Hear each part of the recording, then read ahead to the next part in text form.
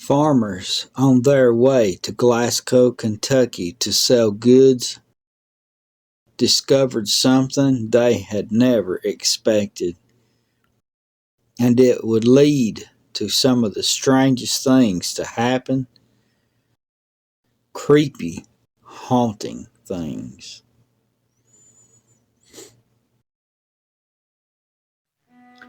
Appalachia, the mountains are like no other.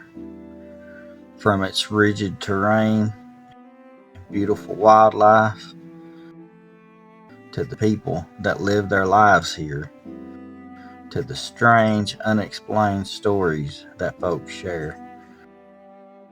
Join me while I share this amazing place, one story at a time.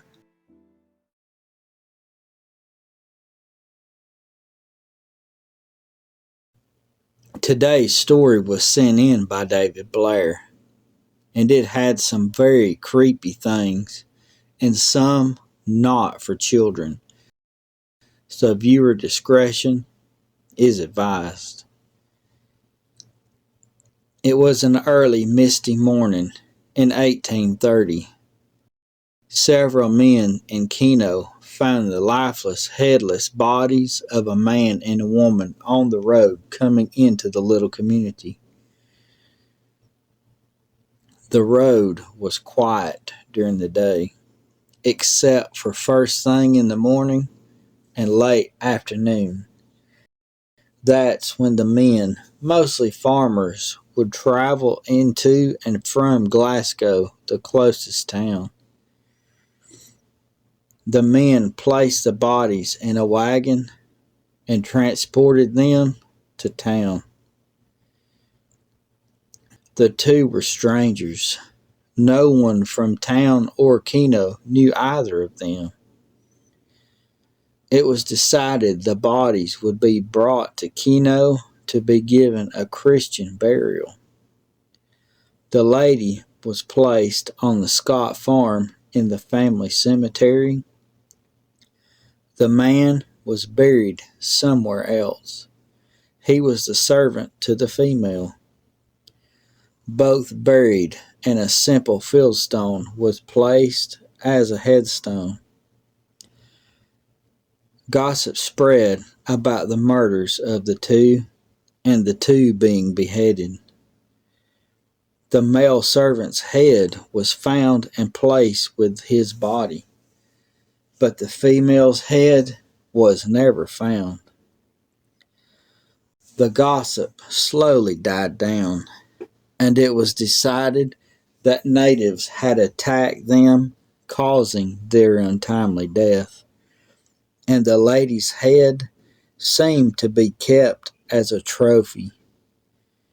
It was the saddest thing the little community of Keno had ever seen. It only took 2 weeks for the strange things to start happening in that community of Keno.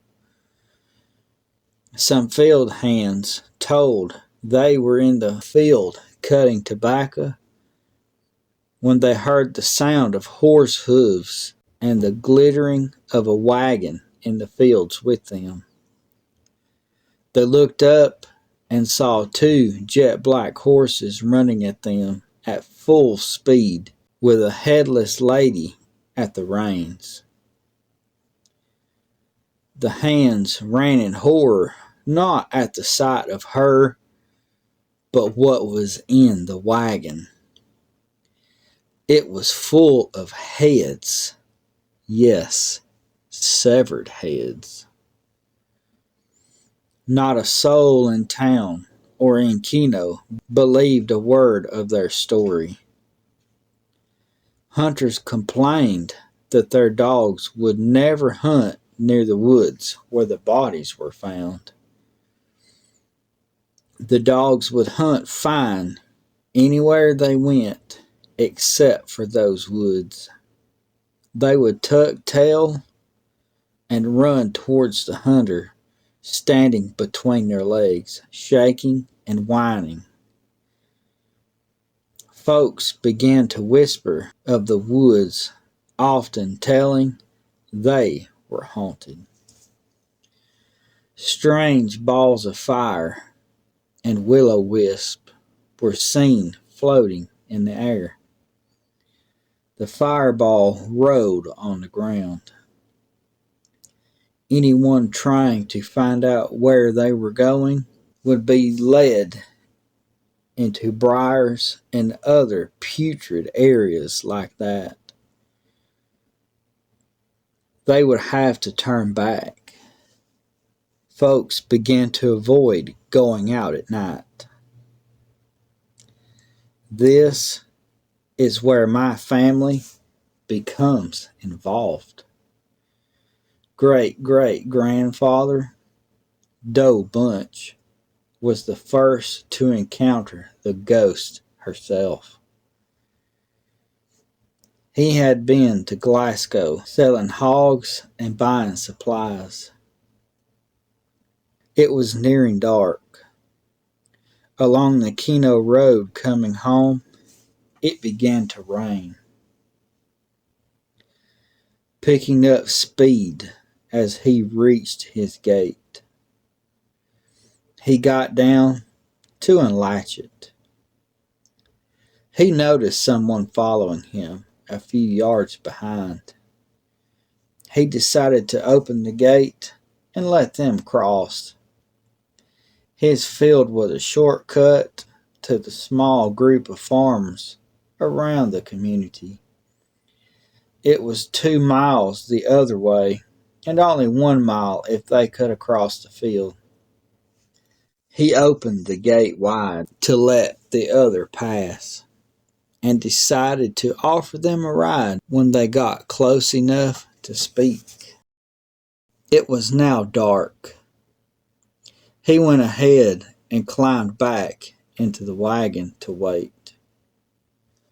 The darker it got, the harder it rained.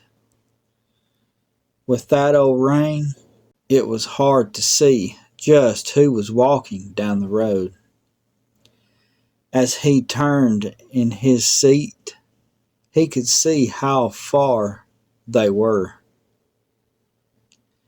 He sat and watched, and soon he could make out it was a woman in a flowing gown.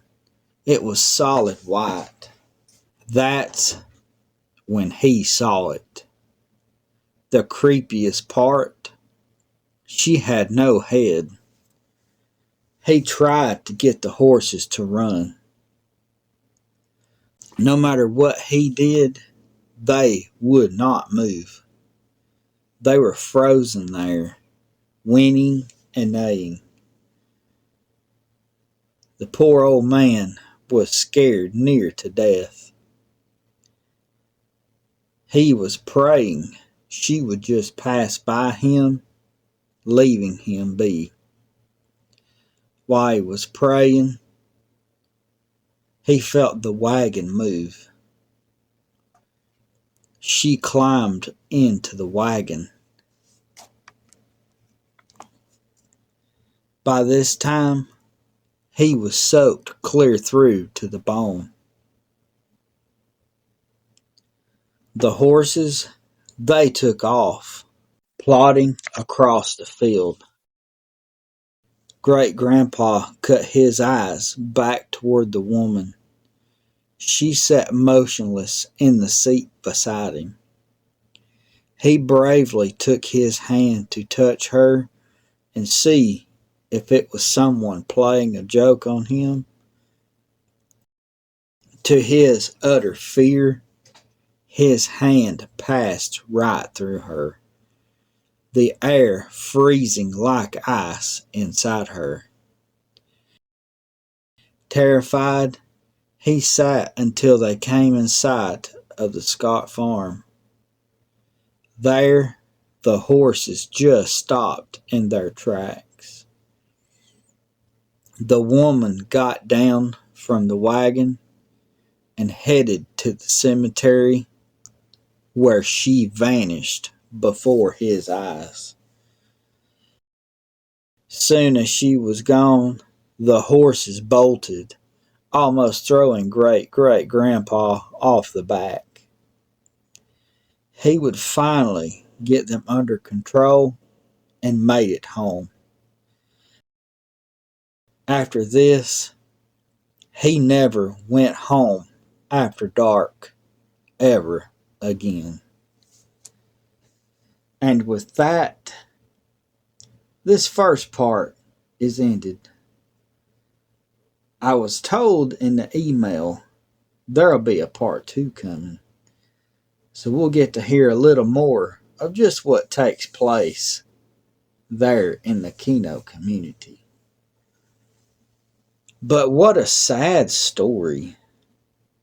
Could you imagine just going about your day on your way into town to sell the goods that you have just to make a living or buy things that you need out on the farm, to find the headless woman and man laying in the road, not knowing what to do? What would you do other than place the bodies in the wagon and go to town and let the authorities decide what to do? And of course, they made the right call, giving each a Christian burial. And as always, with tragic events, come some strange things, almost like their blood stained the ground and time itself. It seemed as the lady was in search of something, maybe just keeping an eye on the road, keeping folks from stopping and lingering too long. But it was nice that she was able to board that old wagon and be taken back to the cemetery where she lay in everlasting peace. Folks, I'd like to thank you for sitting and listening to the first half of this tale of the headless man and woman in the Keno community of Kentucky. I want to say a special thank you to David Blair for sending this. Always appreciate you guys' stories that you guys send in. It means a lot. Well, we appreciate you listening. We love you to pieces. And I'll see you next time.